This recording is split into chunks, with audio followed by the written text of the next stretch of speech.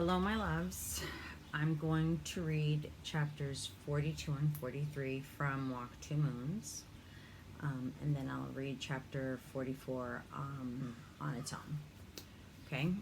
I apologize in advance if I get a little teary. I don't think I've ever been able to read this book silently or aloud without getting teary, and for personal reasons, it's even harder now. Chapter 42 is called The Bus and the Willow. When the man drove off, I crawled beneath the railing and made my way down the hill toward the bus. In the east, the sky was a smoky gray, and I was glad for the approaching dawn. In the year and a half since the trail was hacked out, the brush had begun to grow back. Wet with dew, straggly branches slapped and scratched at my legs and hid uneven ground so that several times I tripped, tumbling and sliding downward. The bus lay on its side like an old, sick horse, as opposed to a newly born horse. Its broken headlights staring out mournfully into the surrounding trees. Most of the huge rubber tires were punctured and grotesquely twisted on their axles.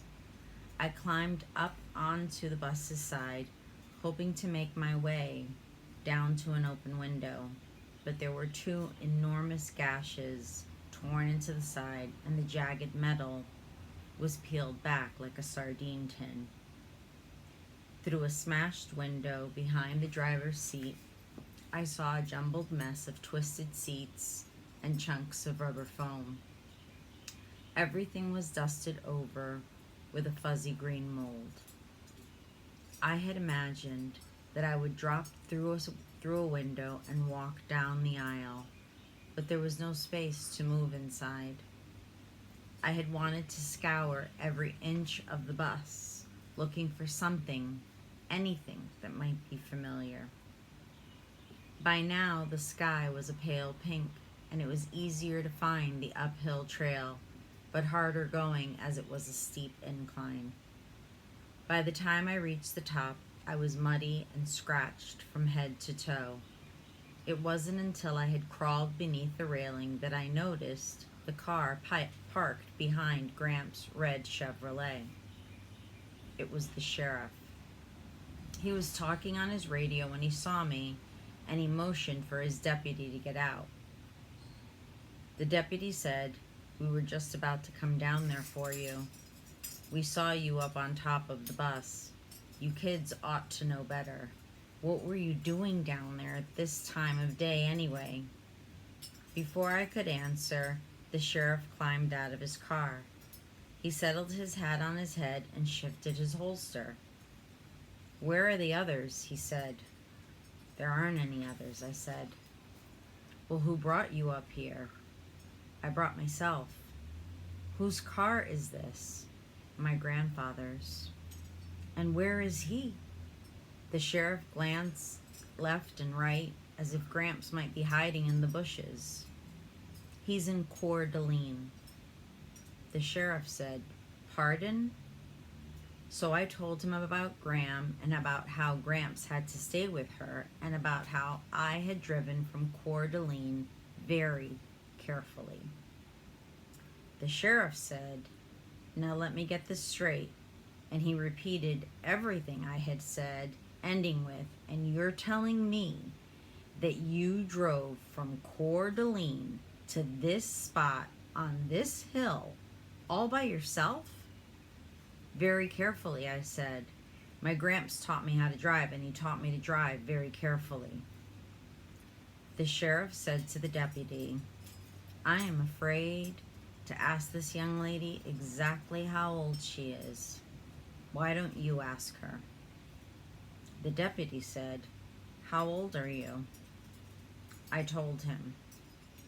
The sheriff gave me a stern look and said, "I don't suppose that you would mind telling me exactly what was so all-fired important that you couldn't wait for someone with a legitimate driver's license to bring you to the fair city of Lewiston. And so I told him all the rest. When I had finished, he returned to his car and talked into his radio some more.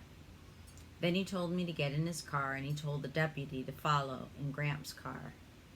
I thought the sheriff was probably going to put me in jail, and it wasn't the thought of jail that bothered me so much. It was knowing that I had come this close and might not be able to do what I had come to do, and it was knowing that I needed to get back to Graham. He did not take me to jail, however. He drove across the bridge into Lewiston and on through the city and up a hill. He drove into Longwood, stopped by the caretaker's house, and went inside. Behind us was the deputy in Gramps' car. The caretaker came out and pointed off to the right, and the sheriff got back in the car and drove in that direction. It was a pleasant place. The Snake River curved behind this section, and tall, full-leaved trees grew here and there across the lawn. The sheriff parked the car and led me up a path toward the river, and there, on a little hill overlooking the river and the valley, was my mother's grave. On the tombstone, beneath her name and the dates of her birth and death, was an engraving of a maple tree, and it was only then, when I saw the stone and her name, Chanhassen Sugar Pickford Hiddle, and the engraving of the tree, that I knew by myself and for myself that she was not coming back. I asked if I could sit there for a little while because I wanted to memorize the place. I wanted to memorize the grass and the trees and the smells and the sounds. In the midst of the still morning, with only the sound of the river gurgling by, I heard a bird. It was singing a bird song, a true sweet bird song. I looked all around and then up into the willow that leaned into the river.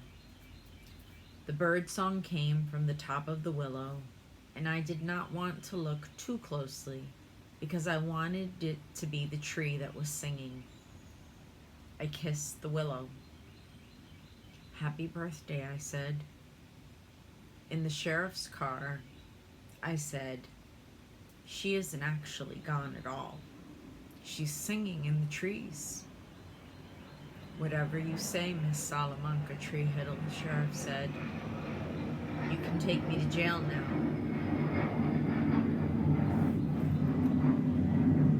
That's the end of chapter 42.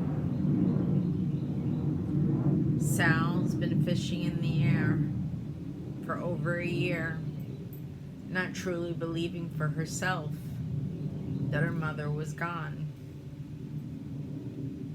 needing to see it for herself. That's why it was so important for her to get there and be able to see the trees and memorize the sounds, because she wouldn't be going back. She'd be going back home afterwards on this trip.